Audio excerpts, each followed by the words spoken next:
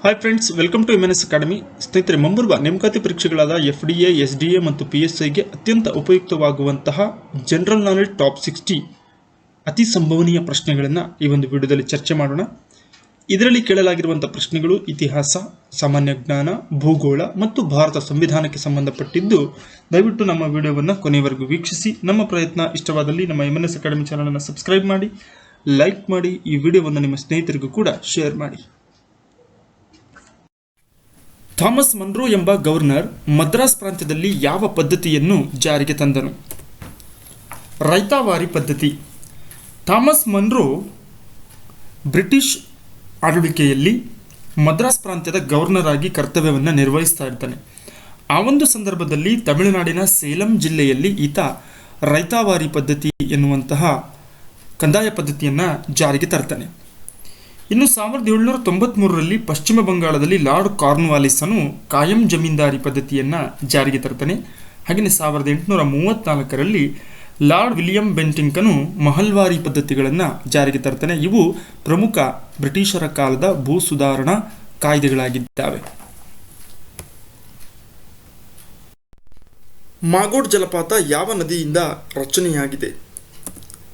ಬೇಡ್ತಿ ನದಿ ಸರಿಯಾದಂತಹ ಉತ್ತರವಾಗಿದೆ. ಉತ್ತರ ಕನ್ನಡ ಜಿಲ್ಲೆಯ ಯಲ್ಲಾಪುರದಿಂದ ನೈಋತ್ಯದಲ್ಲಿ 20 ಕಿಲೋಮೀಟರ್ ದೂರದಲ್ಲಿರುವಂತಹ ಈ ಒಂದು ಮಾಗೋಡು ಗ್ರಾಮದ ಬಳಿ ಇರುವುದರಿಂದ ಇದನ್ನು ಮಾಗೋಡು ಜಲಪಾತ ಎನ್ನುವಂತಹ ಒಂದು ಪ್ರಚಲಿತವಾಗಿದೆ.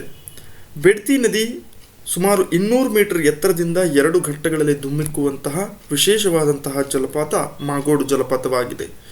ಇನ್ನು ಜೋಗ್ ಜಲಪಾತ ಶಿವಮೊಗ್ಗ ಜಿಲ್ಲೆಯಲ್ಲಿ ಇದ್ದು ಇದು 960 ಅಡಿ ಎತ್ತರದಿಂದ ಶರಾವತಿ ನದಿಯಿಂದ ರಚಿಸಲ್ಪಟ್ಟಿರುವಂತಹ ಪ್ರಸಿದ್ಧ ಜಲಪಾತವಾಗಿದೆ.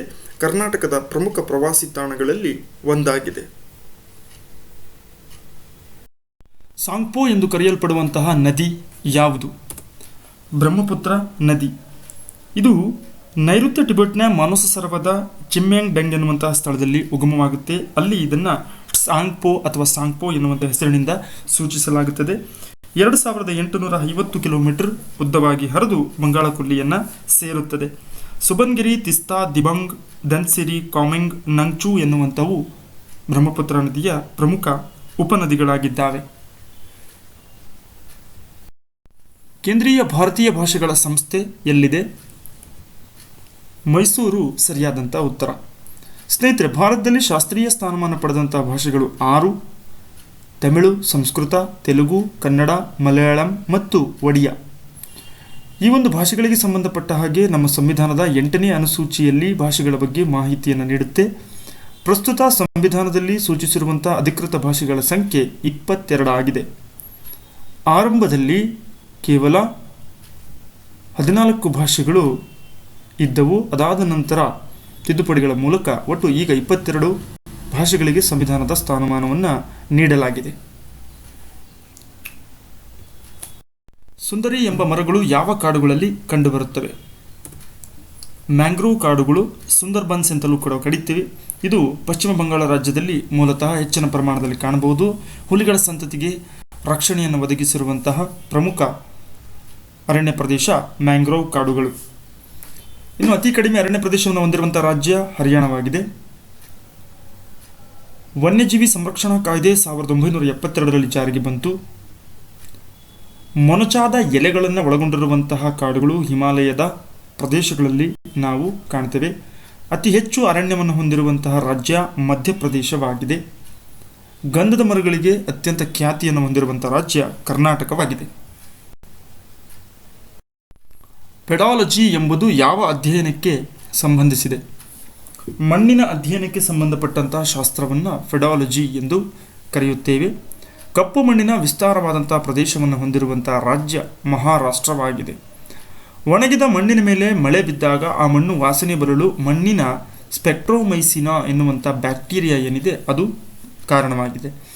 ಕರ್ನಾಟಕದ ದಕ್ಷಿಣ ಬಯಲು ಪ್ರದೇಶ ಏನಿದೆ ಇದು ಲ್ಯಾಟ್ರೈಟ್ ಮಣ್ಣಿನಿಂದ ಒಳಗೊಂಡಿರುವುದನ್ನು ನಾವು ಕಾಣಬಹುದು.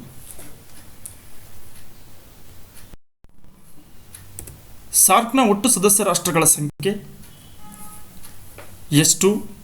8 ಸರಿಯಾದ ಉತ್ತರ. 1985 ಡಿಸೆಂಬರ್ 8ರಂದು ಸಾರ್ಕ್ ಎನ್ನುವಂಥ ಒಕ್ಕೂಟ ಸ್ಥಾಪನೆಯಾಗುತ್ತೆ. ಸಾರ್ಕ್ ಎಂದರೆ south Asian association for regional cooperation ಅಂತೇಳಿ. ಪ್ರಾರಂಭದಲ್ಲಿ 7 ಸದಸ್ಯ ರಾಷ್ಟ್ರಗಳನ್ನು ಹೊಂದಿದ್ದು ಪ್ರಸ್ತುತ ಅಫ್ಘಾನಿಸ್ತಾನದ ಸೇರ್ಪಡೆಯಿಂದ ಸಾರ್ಕ್ನ ಒಟ್ಟು ಸದಸ್ಯ ರಾಷ್ಟ್ರಗಳ ಸಂಖ್ಯೆ 8 ಆಗಿದೆ.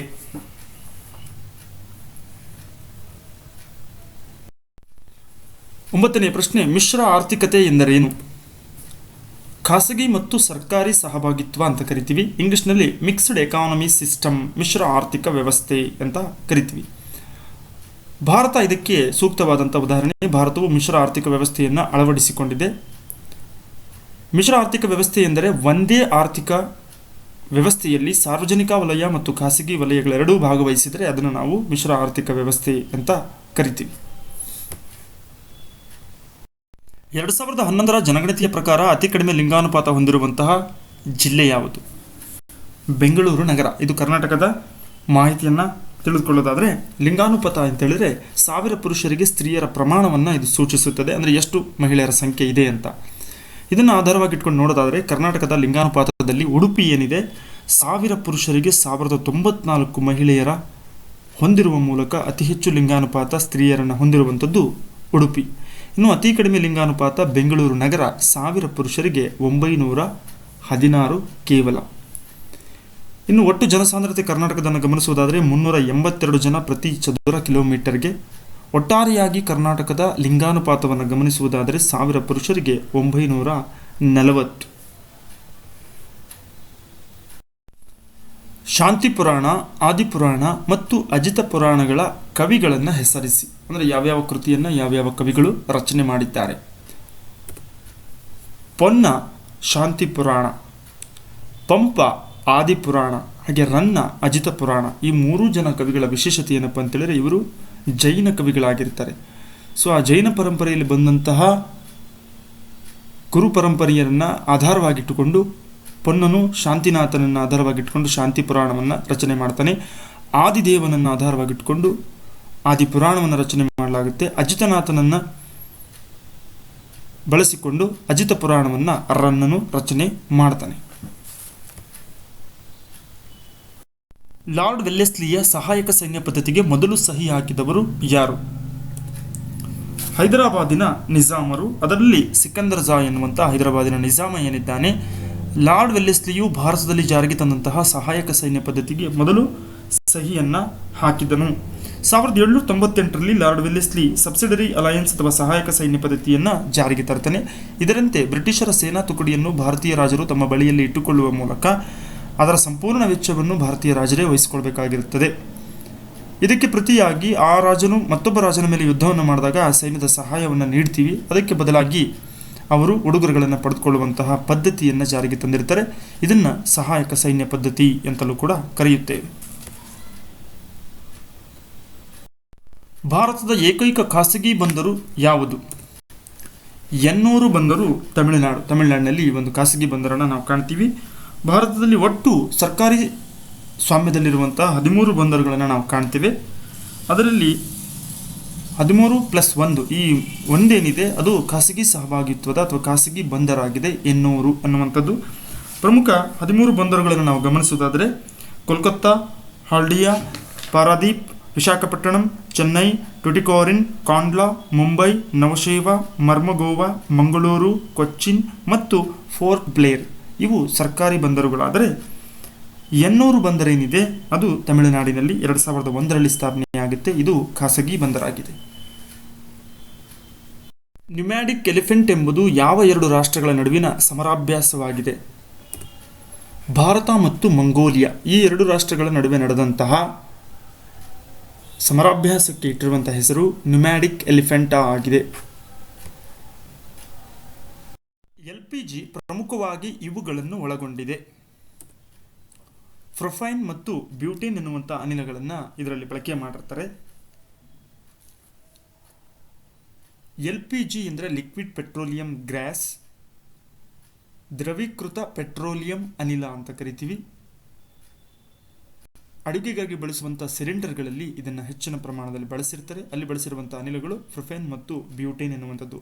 ಇನ್ನು ಗ್ಯಾಸ್ ಸಿಲಿಂಡರ್ನ ಸೋರಿಕೆಯನ್ನು ತಿಳಿಯೋದಕ್ಕೋಸ್ಕರ ಇಥೈಲ್ ಮರ್ಕ್ಯಾಪ್ಟನ್ ಅನ್ನುವಂತಹ ಅನಿಲವನ್ನು ಬಳಸಿರ್ತಾರೆ. ಲೀಕೇಜಸ್ ಆದಾಗ ಅದರ ವಾಸನೆಯನ್ನು ನಾವು ಸುಲಭವಾಗಿ ಗ್ರಹಿಸಬಹುದು. ದಕ್ಷಿಣ ಭಾರತದಲ್ಲಿ ಬ್ರಿಟಿಷರು ಮೊದಲು ಎಲ್ಲಿ ತಮ್ಮ ಕಾರ್ಖಾನೆಗಳನ್ನು ತೆರೆದರು? ಮಚಲಿಪಟ್ಟಣಂ. ಭಾರತಕ್ಕೆ ವ್ಯಾಪಾರ ವರ್ತಕರಾಗಿ ಬಂದಂಥವರಲ್ಲಿ ಬ್ರಿಟಿಷ್ನವರು ಮೂರನೆಯವರು. ಪೋರ್ಚುಗೀಸರು, ಫ್ರೆಂಚರು, ಅದಾದ ನಂತರ ಬ್ರಿಟಿಷರು ಭಾರತಕ್ಕೆ ಆಗಮಿಸ್ತಾರೆ. ಬಂಧದ ಸಂದರ್ಭದಲ್ಲಿ ಥಾಮಸ್ ರೋ ಎನ್ನುವಂತಹ ರಾಯಭಾರಿ ಜಹಾಂಗೀರನಿಂದ ಅನುಮತಿಯನ್ನು ಪಡೆದು ಸೂರತ್ನಲ್ಲಿ ಬ್ರಿಟಿಷರ ಮೊದಲ ವ್ಯಾಪಾರ ಕೋಟೆಯನ್ನು ಸ್ಥಾಪಿಸ್ತಾನೆ. ಆದರೆ ದಕ್ಷಿಣ ಭಾರತವನ್ನು ಪರಿಗಣನೆ ತೆಗೆದುಕೊಂಡಾಗ ಮಚಲಿಪಟ್ಟಣಂ ಮೊದಲ ವ್ಯಾಪಾರ ಕಾರ್ಖಾನೆಯಾಗಿರುತ್ತೆ.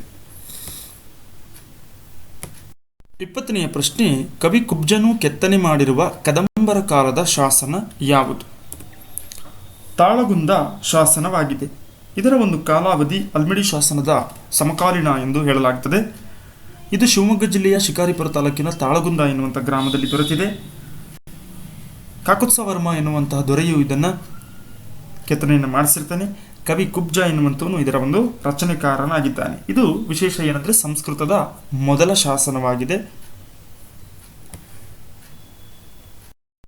ಜಗತ್ತಿನ ಮೊದಲ ಮಹಿಳಾ ಪ್ರಧಾನಮಂತ್ರಿ ಯಾರು? ಸಿರಿಮಾವೋ ಬಂಡಾರೆ ನಾಯ್ಕೆ. ಶ್ರೀಲಂಕಾದ ಮಹಿಳೆಯಾದಂತಹ ಇವರು ಪ್ರಪಂಚದ ಮೊದಲ ಮಹಿಳಾ ಪ್ರಧಾನಮಂತ್ರಿ ಶ್ರೀಲಂಕಾಕ್ಕೆ ಆಗ್ತಾರೆ.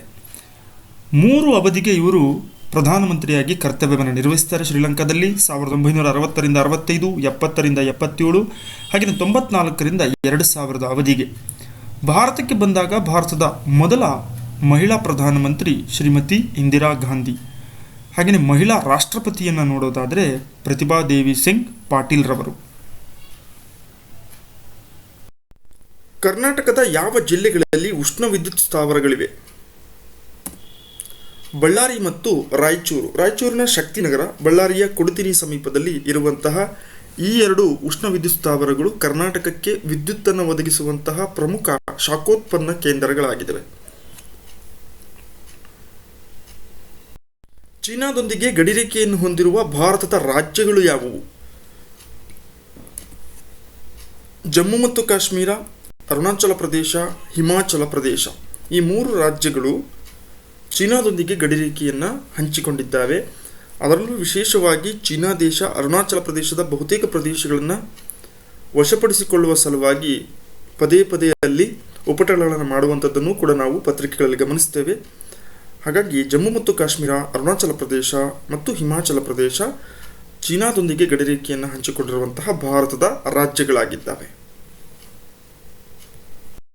ಹಾರ್ನ್ಬಿಲ್ ಉತ್ಸವ ಯಾವ ರಾಜ್ಯದಲ್ಲಿ ನಡೆಯುತ್ತದೆ?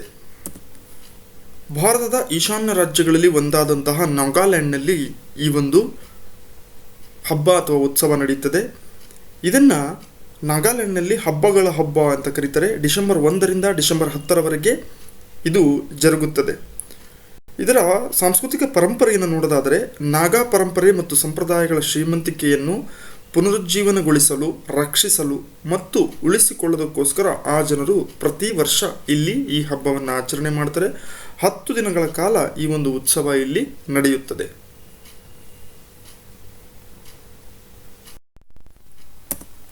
ಗೋದಾವರಿ ನದಿಯು ಎಲ್ಲಿ ಉಗಮಿಸುತ್ತದೆ? ಮಹಾರಾಷ್ಟ್ರದ ನಾಸಿಕ್ ಜಿಲ್ಲೆಯಲ್ಲಿ ಇದು ಉಗಮವನ್ನು ಪಡೆಯುತ್ತದೆ. ದಕ್ಷಿಣ ಭಾರತದ ಅತ್ಯಂತ ದೊಡ್ಡ ನದಿಗಳಲ್ಲಿ ಗೋದಾವರಿಯು ಕೂಡ ಒಂದು. ಇದು ಮಹಾರಾಷ್ಟ್ರದ ನಾಸಿಕ್ ಜಿಲ್ಲೆಯಲ್ಲಿ ಉಗಮ ಸ್ಥಾನವನ್ನು ಹೊಂದಿದೆ. ಇನ್ನು ಕರ್ನಾಟಕಕ್ಕೆ ಹೋಲಿಕೆ ಮಾಡಿದಾಗ ಕರ್ನಾಟಕದಲ್ಲಿ ಕಾವೇರಿ ಏನಿದೆ, ಕೊಡಗು ಜಿಲ್ಲೆಯ ತಲಕಾವೇರಿ ಎಂಬಲ್ಲಿ ಅದು ಜನ್ಮವನ್ನು ಪಡೆದು ಮುಂದೆ ಹರಿದು ಬಂಗಾಳ ಕೊಲ್ಲಿಯನ್ನು ಸೇರುತ್ತದೆ. ಅತಿ ಉದ್ದವಾದ ಕರಾವಳಿ ತೀರವನ್ನು ಹೊಂದಿರುವಂತಹ ರಾಜ್ಯ ಯಾವುದು? ಗುಜರಾತ್ ಸರಿಯಾದಂತಹ ಉತ್ತರವಾಗಿದೆ. ಭಾರತದ ಒಟ್ಟು 7516 ಕಿಲೋಮೀಟರ್ ವ್ಯಾಪ್ತಿಯ ಕರಾವಳಿ ತೀರ ಪ್ರದೇಶದಲ್ಲಿ ಗುಜರಾತ್ ರಾಜ್ಯ ಒಂದೇ 1600 ಕಿಲೋಮೀಟರ್ನಷ್ಟು ಉದ್ದವಾದಂತಹ ಕರಾವಳಿ ತೀರವನ್ನು ಹೊಂದಿದೆ. 2ನೇ ಸ್ಥಾನವನ್ನು ಆಂಧ್ರ ಪ್ರದೇಶ 974 ಕಿಲೋಮೀಟರ್ನ ಕರಾವಳಿ ತೀರವನ್ನು ಹೊಂದಿ ಭಾರತದಲ್ಲಿ 2ನೆಯ ಅತಿ ದೊಡ್ಡ ಕರಾವಳಿ ತೀರವನ್ನು ಹೊಂದಿರುವಂತಹ ರಾಜ್ಯವಾಗಿದೆ. ಕರ್ನಾಟಕ 320 ಕಿಲೋಮೀಟರ್ ಕರಾವಳಿ ತೀರವನ್ನು ಹೊಂದಿರುವುದನ್ನು ನಾವು ಗಮನಿಸಬಹುದು. ಹಾಗಾಗಿ ಅತಿ ಉದ್ದವಾದ ಕರಾವಳಿ ತೀರವನ್ನು ಹೊಂದಿರುವಂತಹ ರಾಜ್ಯ ಗುಜರಾತ್ ರಾಜ್ಯವಾಗಿದೆ. ಭಾರತವು ಅತಿ ಉದ್ದವಾದ ಗಡಿರೇಖೆಯನ್ನು ಯಾವ ದೇಶದೊಂದಿಗೆ ಹಂಚಿಕೊಂಡಿದೆ? ಅಂದರೆ ಭಾರತದ ನೆರೆಹೊರೆಯ ದೇಶಗಳಲ್ಲಿ ಗಡಿರೇಖೆಯನ್ನು ಹಂಚಿಕೊಂಡಿರುವಂತಹ ದೇಶಗಳಲ್ಲಿ ಅತಿ ಹೆಚ್ಚು ಅತಿ ಉದ್ದವಾದಂತಹ ಗಡಿರೇಖೆಯನ್ನು ಹೊಂದಿರುವಂತಹ ದೇಶ ಯಾವುದು? ಬಾಂಗ್ಲಾದೇಶ 4096 ಕಿಲೋಮೀಟರ್ನಷ್ಟು ಉದ್ದವಾದಂತಹ ಗಡಿರೇಖೆಯನ್ನು ಹೊಂದಿದೆ. ಭಾರತದ ಪೂರ್ವ ಭಾಗದಲ್ಲಿ ಬರುವಂತಹ ಬಾಂಗ್ಲಾದೇಶ ಅತಿ ಹೆಚ್ಚು ಗಡಿರೇಖೆಯನ್ನು ಭಾರತದೊಂದಿಗೆ ಹೊಂದಿದೆ. ಭಾರತದ ಪೂರ್ವದ ತುದಿ ಎಲ್ಲಿ ಗುರುತಿಸಲಾಗಿದೆ? ಕಿಬಿತ್ತು ಎನ್ನುವಂತಹ ಪ್ರದೇಶ ಅರುಣಾಚಲ ಪ್ರದೇಶದಲ್ಲಿ ಕಂಡುಬರುತ್ತದೆ. ಇದು ಭಾರತದ ಪೂರ್ವದ ತುದಿಯಾಗಿದೆ. ಇನ್ನು ದಕ್ಷಿಣಕ್ಕೆ ನಾವು ಇಂದಿರಾ ಪಾಯಿಂಟ್ ಅಂತ ಕರಿತೀವಿ. ಇದು ಭಾರತದ ದಕ್ಷಿಣದ ತುದಿಯಾಗಿದೆ. ಹಾಗಾಗಿ ಪೂರ್ವದಲ್ಲಿ ಸಹಜವಾಗಿ ಪ್ರಶ್ನೆಗಳನ್ನು ಕೇಳ್ತಾರೆ, ತುದಿ ಯಾವುದು ಅಥವಾ ಕೊನೆಯ ರಾಜ್ಯ ಯಾವುದು ಅಂತ ಕೇಳ್ತಾರೆ. ಪೂರ್ವದಲ್ಲಿ ಬರುವಂತಹ ಕೊನೆಯ ರಾಜ್ಯ ಅರುಣಾಚಲ ಪ್ರದೇಶ, ಅಲ್ಲಿ ಬರುವಂತಹ ಕಿಬಿತ್ತು ಎನ್ನುವಂತಹ ಪ್ರದೇಶ ಏನಿದೆ ಅದು ಭಾರತದ ಪೂರ್ವದ ತುದಿಯಾಗಿ ಅದನ್ನು ಗುರುತಿಸಲಾಗಿದೆ. ಜೂನ್ ಅಥವಾ ಜುಲೈ ತಿಂಗಳಿನಲ್ಲಿ ಬಿತ್ತನೆ ಮಾಡಿ ಸೆಪ್ಟೆಂಬರ್ ತಿಂಗಳಲ್ಲಿ ಕಟಾವು ಮಾಡುವಂತಹ ಬೆಳೆಯನ್ನು ಏನೆಂದು ಕರೆಯುತ್ತಾರೆ? ಖಾರಿಫ್ ಬೆಳೆ ಅಂತ ಕರಿತೀವಿ. ಖಾರಿಫ್ ಮತ್ತು ರಾಬಿ ಬೆಳೆಗಳು ಅಂತ ಕರಿತೀವಿ. ಖಾರಿಫ್ ಬೆಳೆ ಅಂದರೆ ಜೂನ್ ಮತ್ತು ಜುಲೈ ತಿಂಗಳಿನಲ್ಲಿ ಬಿತ್ತನೆ ಮಾಡಬೇಕು, ಸೆಪ್ಟೆಂಬರ್ ತಿಂಗಳಲ್ಲಿ ಕಟಾವು ಮಾಡುವಂಥ ಈ ಬೆಳೆಗಳನ್ನು ಖಾರಿಫ್ ಬೆಳೆಗಳು ಎಂದು ಕರೆಯುತ್ತಾರೆ. ಇದಕ್ಕೆ ಉದಾಹರಣೆಯನ್ನು ನೋಡೋದಾದರೆ ಭತ್ತ, ರಾಗಿ, ಜೋಳ ಮತ್ತು ಮೆಕ್ಕೆಜೋಳ ಇವುಗಳನ್ನು ಖಾರಿಫ್ ಬೆಳೆಗಳು ಎಂದು ಕರೆಯುತ್ತಾರೆ. ಗಿರ್ ರಾಷ್ಟ್ರೀಯ ಉದ್ಯಾನವನ ಯಾವ ರಾಜ್ಯದಲ್ಲಿದೆ? ಗುಜರಾತ್. ಇದರ ವಿಶೇಷತೆಯನ್ನು ಗಮನಿಸೋದಾದರೆ ಸಿಂಹಗಳ ಸಂತತಿಯ ಸಂರಕ್ಷಣೆ ಈ ಒಂದು ಉದ್ಯಾನವನದಲ್ಲಿ ನಡೆಯುತ್ತೆ. ಏಷ್ಯಾಟಿಕ್ ಲಯನ್ಸ್ ಅಂತ ಕರಿತೀವಿ. ಗಿರ್ ರಾಷ್ಟ್ರೀಯ ಉದ್ಯಾನವನದ ಪ್ರಮುಖ ಪ್ರಾಣಿ ಸಂತತಿಯಾಗಿದೆ. ರೇಡಿಯೋ ತರಂಗಗಳನ್ನು ಭೂಮಿಗೆ ಪ್ರತಿಫಲಿಸುವಂತಹ ವಾಯುಮಂಡಲದ ವಲಯ ಯಾವುದು? ಅಯಾನು ವಲಯ ರೇಡಿಯೋ ತರಂಗಗಳನ್ನು ಭೂಮಿಗೆ ಪ್ರತಿಫಲಿಸುವಂತಹ ವಾಯುಮಂಡಲದ ವಲಯವಾಗಿದೆ. ಭೂಮಿಯ ಮೇಲಿನ ವಾಯುಮಂಡಲದ ವಲಯಗಳನ್ನು 5 ಭಾಗಗಳಾಗಿ ವಿಂಗಡಣೆ ಮಾಡುತ್ತೇವೆ. ಪರಿವರ್ತನಾ ಮಂಡಲ, ಸಮೋಷ್ಣ ಮಂಡಲ, ಉಷ್ಣಮಂಡಲ, ಅಯಾನು ಮಂಡಲ ಮತ್ತು ಬಾಹ್ಯಮಂಡಲ. ಇದರಲ್ಲಿ 4ನೇ ವಲಯವಾಗಿರುವಂತಹ ಅಯಾನು ವಲಯದಲ್ಲಿ ರೇಡಿಯೋ ತರಂಗಗಳನ್ನು ಭೂಮಿಗೆ ಪ್ರತಿಫಲಿಸುವಂತಹ ಒಂದು ಪ್ರಕ್ರಿಯೆ ನಡೆಯುತ್ತದೆ. ಮಾರ್ಚ್ 22 ಯಾವ ದಿನವನ್ನು ಆಚರಿಸುವರು? ವಿಶ್ವ ಜಲ ದಿನ, ವರ್ಲ್ಡ್ ವಾಟರ್ ಡೇ ಅಂತ ಕರಿತೀವಿ.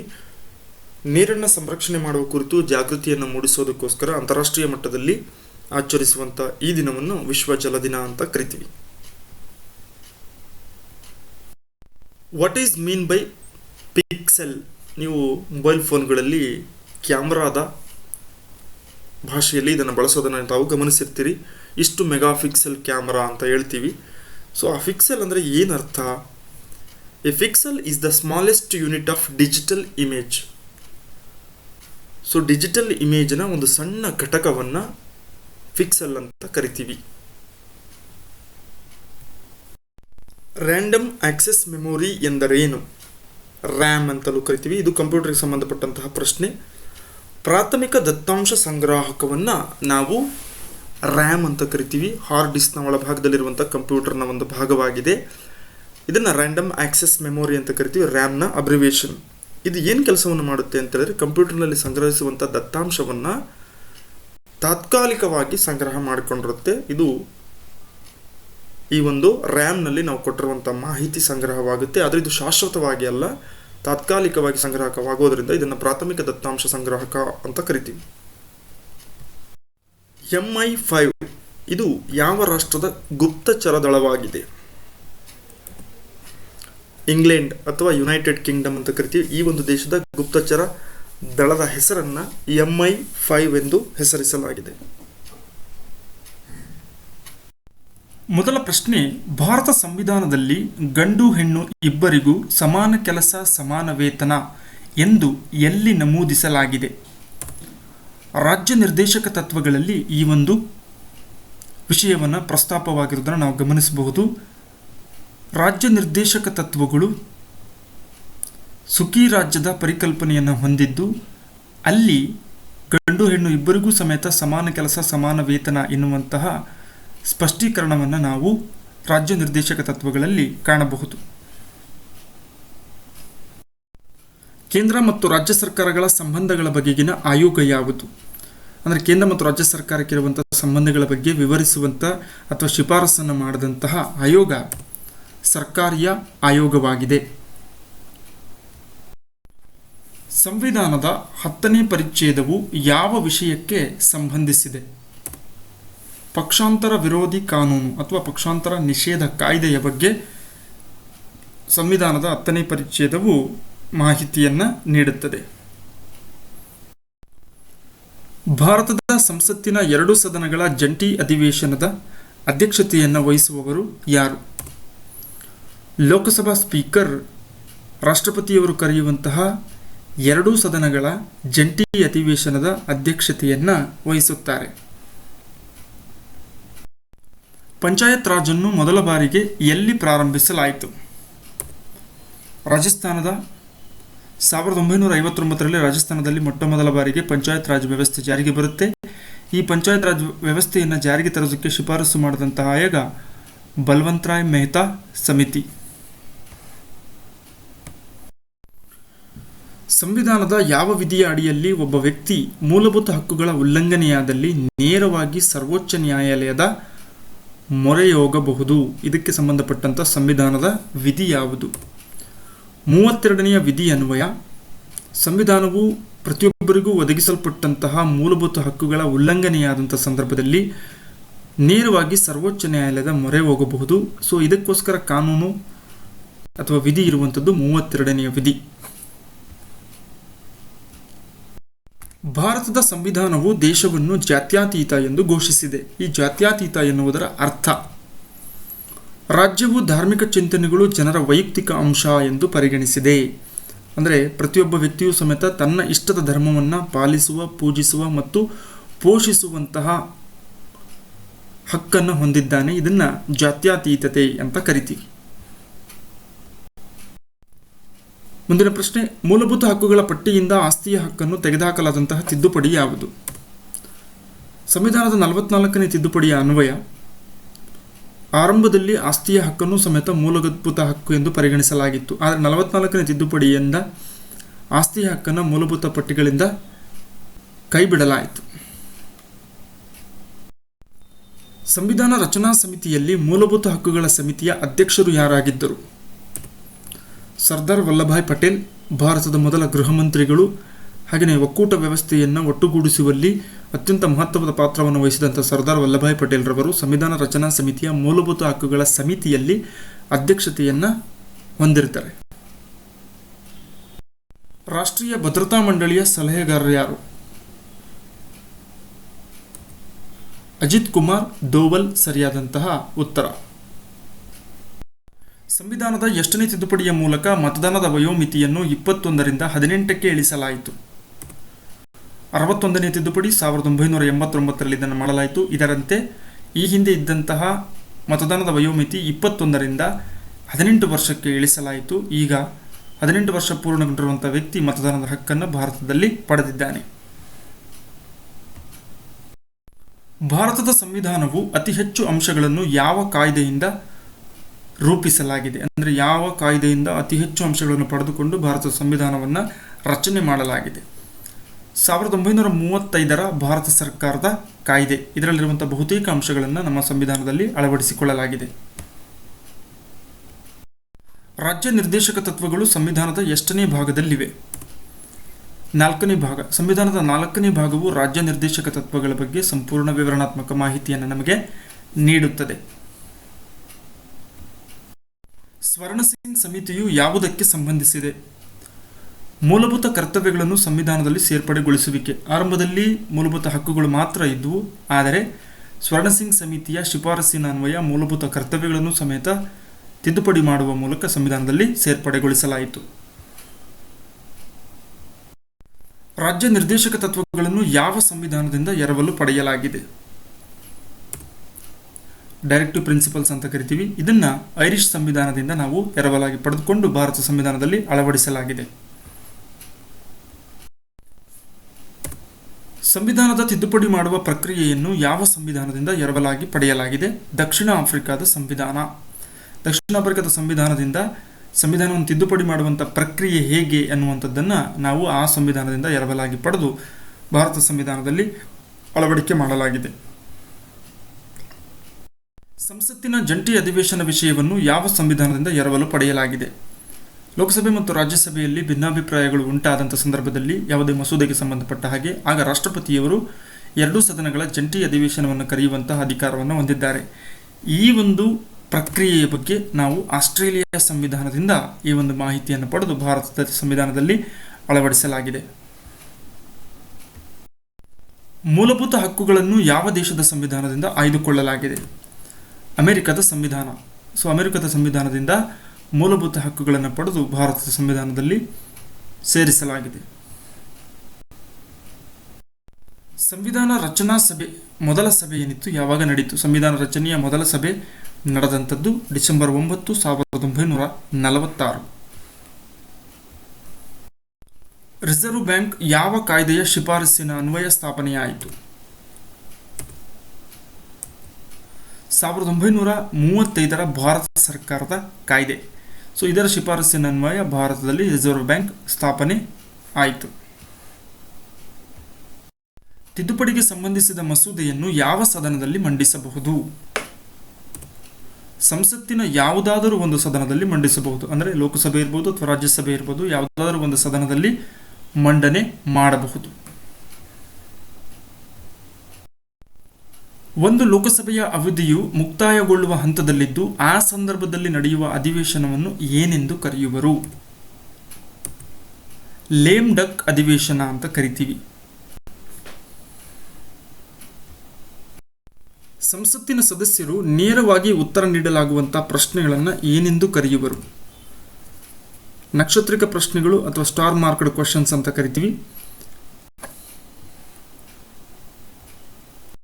ಸಂವಿಧಾನದ ಶಿಕ್ಷಣದ ಹಕ್ಕನ್ನು ಒದಗಿಸಲು 21 ಉಪವಿಧಿ ಎ ಇದನ್ನು ಸೇರ್ಪಡಿಸಿದಂತಹ ತಿದ್ದುಪಡಿ ಯಾವುದು? 86ನೆಯ ತಿದ್ದುಪಡಿ. ಈಗ ಶಿಕ್ಷಣದ ಹಕ್ಕನ್ನು ಸಮೇತ ಮೂಲಭೂತ ಹಕ್ಕಾಗಿ ಪರಿಗಣನೆ ಮಾಡಲಾಗಿದೆ. ಇದನ್ನು ಮೂಲಭೂತ ಹಕ್ಕಾಗಿ ಸೇರ್ಪಡೆ ಮಾಡೋದಕ್ಕೋಸ್ಕರ 21 ಎ ಎನ್ನುವಂತಹ ವಿಧಿಯನ್ನು ಸೇರ್ಪಡೆ ಮಾಡಲಾಯಿತು. ಇದಕ್ಕೆ ಸಂಬಂಧಪಟ್ಟಂತಹ ತಿದ್ದುಪಡಿಯನ್ನು ಮಾಡಲಾಯಿತು. ಆ ತಿದ್ದುಪಡಿಯ ಸಂಖ್ಯೆ 86ನೆಯ ತಿದ್ದುಪಡಿ. ನ್ಯಾಯ ವಿಚಾರಣೆ ಇಲ್ಲದೆ ಜನಸಾಮಾನ್ಯರನ್ನು ಕೊಲ್ಲುವುದು ಮತ್ತು ಹಿಂಸೆಯ ವಿರುದ್ಧ ಕಾನೂನನ್ನು ಸೂಚಿಸಲು ಕೇಂದ್ರ ಸರ್ಕಾರವು ಉನ್ನತ ಮಟ್ಟದ ಯಾರ ಸಮಿತಿಯನ್ನು ರಚಿಸಲಾಗಿದೆ? ರಾಜೀವ್ ಗೌಬಾ ಸಮಿತಿ. ಮೂಲಭೂತ ಹಕ್ಕುಗಳನ್ನು ಯಾರು ರಕ್ಷಿಸುತ್ತಾರೆ ಅಥವಾ ಮೂಲಭೂತ ಹಕ್ಕುಗಳ ರಕ್ಷಕ ಅಂತೇಳಿ ಯಾರನ್ನು ಕರೀತಾರೆ? ನ್ಯಾಯಾಂಗ ಅಥವಾ ಸರ್ವೋಚ್ಚ ನ್ಯಾಯಾಲಯ. ಸರ್ವೋಚ್ಚ ನ್ಯಾಯಾಲಯವನ್ನು ಮೂಲಭೂತ ಹಕ್ಕುಗಳ ರಕ್ಷಕ ಅಂತ ಕರಿತೀವಿ. ಮೂಲಭೂತ ಹಕ್ಕುಗಳ ಉಲ್ಲಂಘನೆಯಾದಾಗ ನೇರವಾಗಿ ನಾವು ಸರ್ವೋಚ್ಚ ನ್ಯಾಯಾಲಯದ ಮೊರೆ ಹೋಗಿ ಹಕ್ಕುಗಳನ್ನು ಸಂರಕ್ಷಣೆ ಮಾಡಿಕೊಳ್ಳಬಹುದು. ಸಂಸತ್ತಿನಲ್ಲಿ ಶೂನ್ಯ ಅವಧಿಯ ಕಾಲಾವಧಿ ಎಷ್ಟು? 0 ಅವರ್ ಅಂತ ಕರಿತೀವಿ. ಇದರ ಒಂದು ಕಾಲಾವಧಿ ಮಧ್ಯಾಹ್ನ 12ರಿಂದ 1 ಗಂಟೆ. ಈ ಒಂದು ಅವಧಿಯನ್ನು ಶೂನ್ಯ ಅವಧಿ ಅಂತ ಕರಿತೀವಿ. ಚರ್ಚೆಗೆ ಸಂಬಂಧಪಟ್ಟಂಥ ಅನೇಕ ಪ್ರಶ್ನೆಗಳನ್ನು ಚರ್ಚಿಸುವಂತಹ ಸಮಯ ಇದಾಗಿರುತ್ತೆ, ಮಧ್ಯಾಹ್ನ 12ರಿಂದ 1 ಗಂಟೆ. ರಾಜ್ಯಪಾಲರಿಗೆ ಪ್ರಮಾಣ ವಚನ ಬೋಧಿಸುವವರು ಯಾರು? ಹೈಕೋರ್ಟಿನ ಮುಖ್ಯ ನ್ಯಾಯಮೂರ್ತಿಗಳು. ಚೀಫ್ ಜಸ್ಟಿಸ್ ಆಫ್ ಹೈಕೋರ್ಟ್ ಅಂತ ಕರಿತೀವಿ. ಆಯಾ ರಾಜ್ಯಗಳಲ್ಲಿರುವಂತಹ ಹೈಕೋರ್ಟ್ನ ಮುಖ್ಯ ನ್ಯಾಯಮೂರ್ತಿಗಳು ರಾಜ್ಯಪಾಲರಿಗೆ ಪ್ರಮಾಣ ವಚನವನ್ನು ಬೋಧಿಸ್ತಾರೆ. ರಾಜ್ಯಪಾಲರನ್ನ ರಾಷ್ಟ್ರಪತಿಗಳು ಆಯ್ಕೆ ಮಾಡ್ತಾರೆ ಕೇಂದ್ರ ಮಂತ್ರಿಮಂಡಲದ ಸಲಹೆಯ ಮೇರೆಗೆ. ಸಂಸತ್ತಿನ ಸದಸ್ಯರಲ್ಲದಿದ್ದರೂ ಸದನದಲ್ಲಿ ಭಾಗವಹಿಸುವ ಅವಕಾಶ ಯಾರಿಗೆ ನೀಡಲಾಗಿದೆ? Attorney general.